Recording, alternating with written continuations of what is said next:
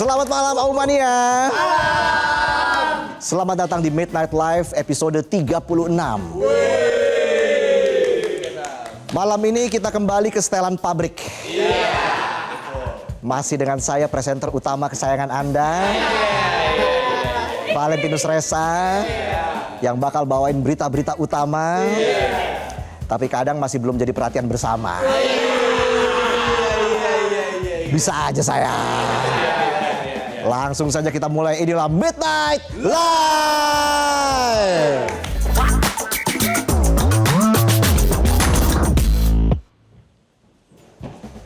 Berita pertama malam ini tentang kota Jakarta yang katanya makin modern, makin peduli dengan ruang terbuka, yang kadang bukan cuma taman yang dibuka, tapi kadang aurat ikut terbuka.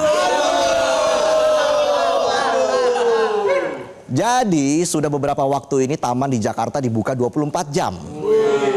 Salah satunya di Taman Langsat, Jakarta Selatan. Katanya sih biar warga bisa healing tengah malam, ngumpul bareng, nyari udara segar. Tapi kenyataannya malah bikin sesek napas para jomblo.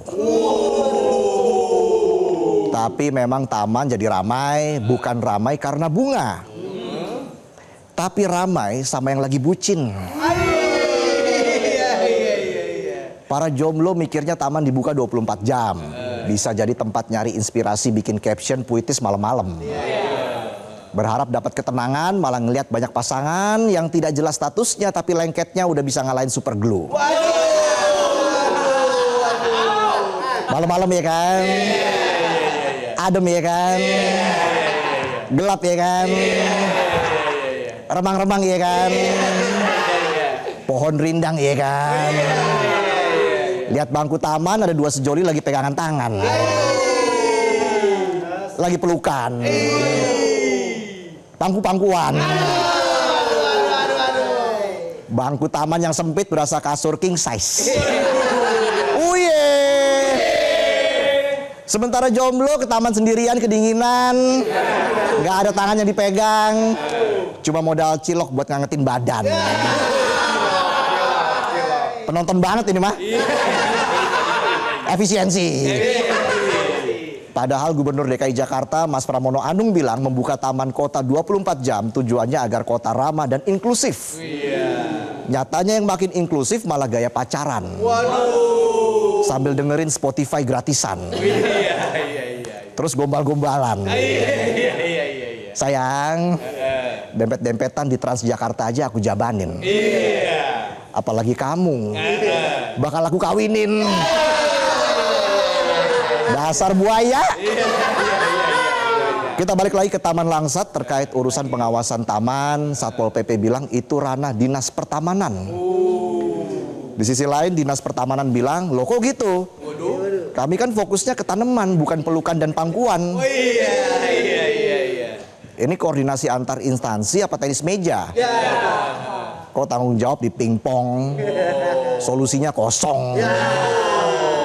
Pengamat kebijakan Trubus Radiansyah bilang aksi mesum di taman udah sering terjadi. Dan bisa jadi ada oknum yang sengaja tutup mata. Gimana tuh Mas Pram? Katanya biar nggak jadi tempat mesum, taman bakal dikasih banyak lampu untuk menerangi dan dipasang banyak kamera CCTV untuk mengawasi. Ternyata masih ada muda-mudi yang memanfaatkan situasi.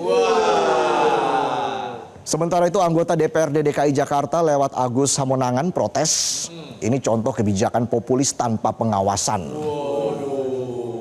Ibarat pasangan yang dari awal udah komitmen, open relationship, tapi giliran gebetannya diajak jalan orang lain langsung posesif. Nasib. Kalau kamu gak kuat biar aku aja ya. Ingat, taman dibuka 24 jam itu tujuan awalnya untuk meningkatkan rasa toleransi, kebersamaan, serta rasa memiliki terhadap kota Jakarta. Bukan jadi ajang dua sejoli memadu kasih dan menumbuhkan rasa birahi. Dan Jakarta memang butuh membuka taman untuk memperbanyak ruang hijau. Tapi jangan sampai isinya malah jadi taman kenangan yang isinya pelukan, bisikan, dan hubungan tanpa kejelasan. Jadi buat Mas Gubernur, buka taman 24 jam boleh. Tapi jagain juga. Jangan sampai taman dibuka, yang lain-lain ikutan dibuka. Kita lanjut ya. Dari Jakarta kita geser sedikit ke Bekasi, tepatnya di sebuah perumahan di Bekasi. Dunia anak-anak tidak lagi diwarnai dengan petak umpet atau main ular tangga, tapi tentang trauma yang orang dewasa aja sulit memahaminya. Jadi ceritanya begini ceritanya. Ada seorang bocah 8 tahun diduga menyodomi 9 teman sebayanya. Anak kecil yang baca aja masih dieja, udah melakukan tindakan asusila. ULALR, lampu kakak. Miris. Yang lebih mengerikan, psikolog menemukan pola. Pelaku kecil ini ternyata mencari korban yang lebih muda, seperti rantai yang terus bergulir. Korban menjadi pelaku, pelaku ya korban juga.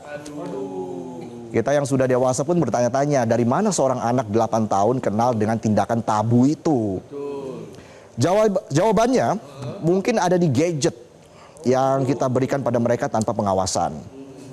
Padahal baru beberapa bulan lalu, tepatnya pada 28 Maret 2025 di halaman Istana Merdeka, pemerintah meresmikan peraturan perlindungan anak di dunia digital. Aturannya hampir sempurna di atas kertas. Dengerin ya aturannya nih ya. Pertama, anak di bawah 13 tahun cuma boleh main aplikasi khusus anak. Betul. Anak usia 13 sampai 15 tahun boleh main medsos tapi harus pakai izin orang tua. Iya. Kemudian remaja 16 sampai 17 tahun boleh main medsos sedikit bebas. Bisalah TikTokan, asal jangan challenge yang berbahaya. Betul. Tapi sayangnya regulasi ini datang saat sudah banyak anak-anak yang terlanjur terpapar, sudah dapat trauma mengakar. Waduh. Menanggapi kasus bocah sodomi bocah ini, ahli hukum bilang pelaku tidak bisa dipidana karena pelaku masih di bawah umur, masih 8 tahun. Kita seumuran itu paling masih nonton SpongeBob SquarePants. Tapi sekarang anak umur segitu udah rentan terpapar konten orang tanpa pants. Karena KPAD Bekasi bilang ada dugaan paparan pornografi sebagai pemicu. Artinya konten dewasa lebih mudah diakses anak daripada konten calistung. Lah terus siapa yang harus bertanggung jawab? Kalau kata pakar hukum, orang tuanya yang harus tanggung jawab. Jadi buat para orang tua jangan cuma sibuk mengeluh tentang konten tidak pantas. Tapi saat anak-anak seharian main gadget malah diumbar nggak was-was.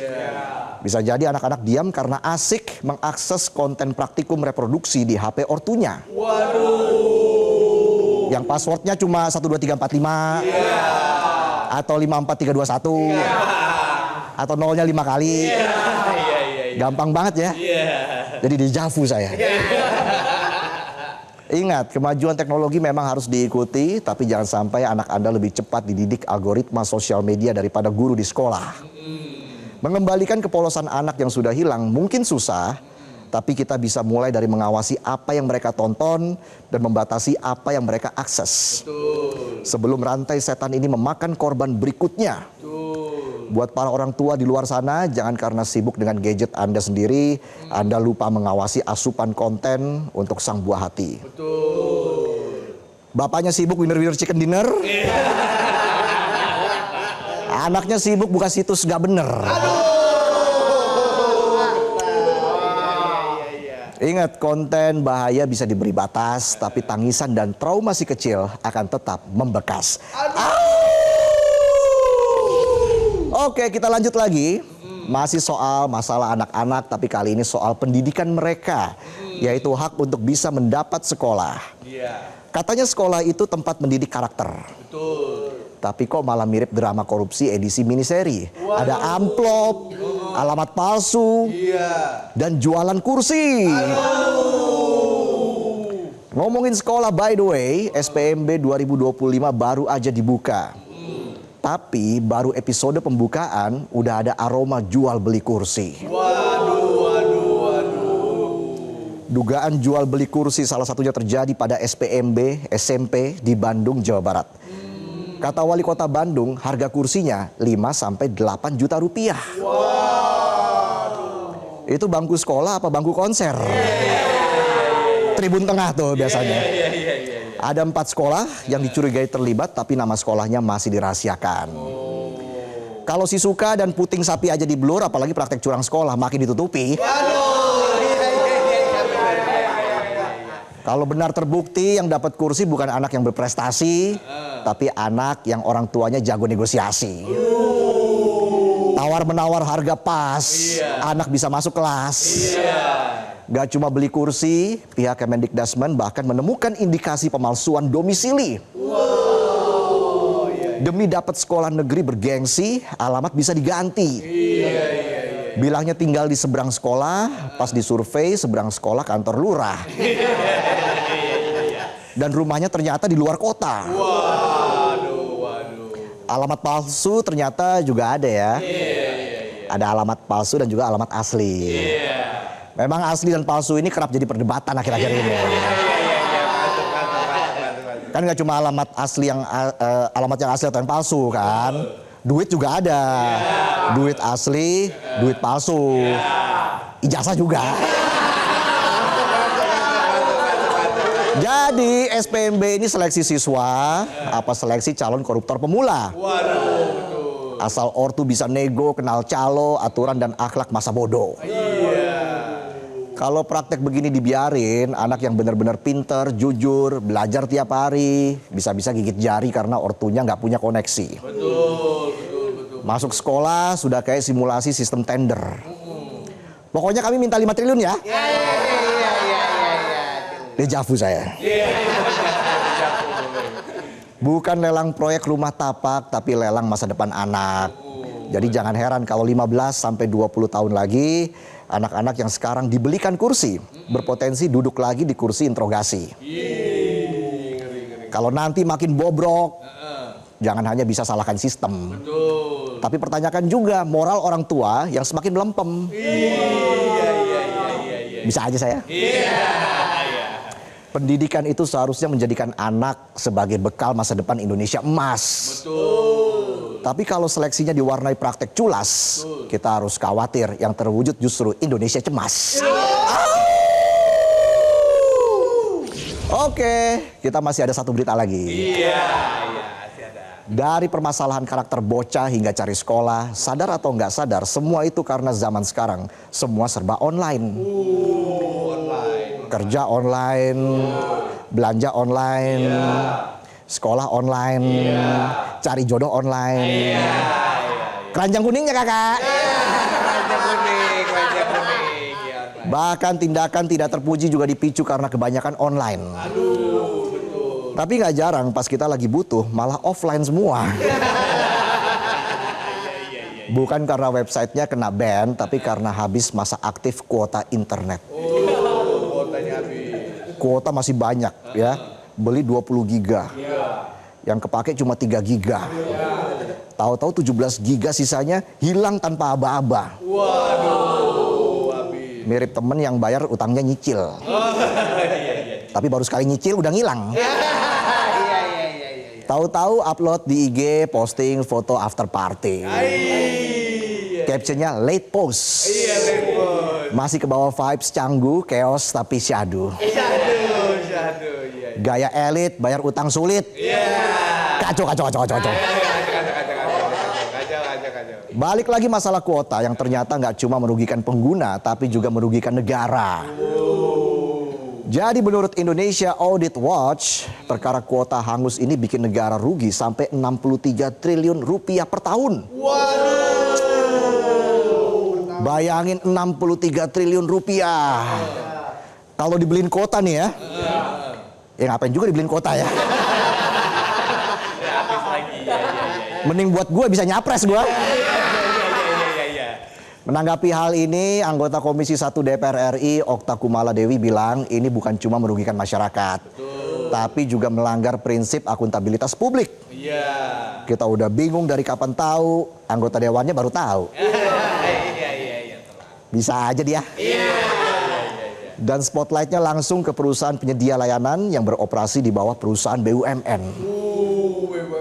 DPR pun mendorong adanya audit menyeluruh. Biar jelas seperti apa hitung-hitungannya. Jangan-jangan cuma akal-akalan bisnis yang diem-diem nyedot duit rakyat. Rakyat lagi yang susah. Di saat beberapa operator lain sudah punya fitur rollover, alias sisa kuota bisa disimpan buat bulan depan. Tapi operator di bawah kendali perusahaan plat merah justru masih pakai aturan habisin sekarang atau hilang selamanya. Kuota internet apa Mortal Kombat? Finish him. Bayangin aja kita bayar kuota belum dipakai semua terus angus. Ini sistem teknologi canggih apa skema patah hati? Ibarat udah kasih segalanya ke gebetan. Cuma gara-gara 2 hari skip nggak ngabarin langsung hapus postingan foto bareng di IG. Ditelepon nggak diangkat. WA centang 1. Ya positif thinking aja, mungkin dia lagi mandi bola. Terus cowoknya ngemis-ngemis, kamu sabar sama aku ya. Kata ceweknya, nggak mau sabar. Tuhan ciptakan emosi, buat apa sabar? Panjang nih urusannya nih. Dan kalau sistem ini dibiarkan berjalan tanpa transparansi, jangan salahkan rakyat yang tiap hari nambah kuota emosi. Mungkin kuota hangus bagi rakyat itu sudah biasa.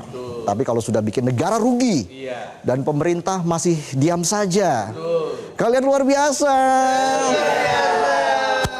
Kasus ini harus segera diurus, jangan tunggu kepercayaan rakyat ikut pupus. Baru ku sadari. Ya, itulah tadi sajian pembuka kami di Midnight Live. Boleh tepuk tangannya. Penonton di studio keren.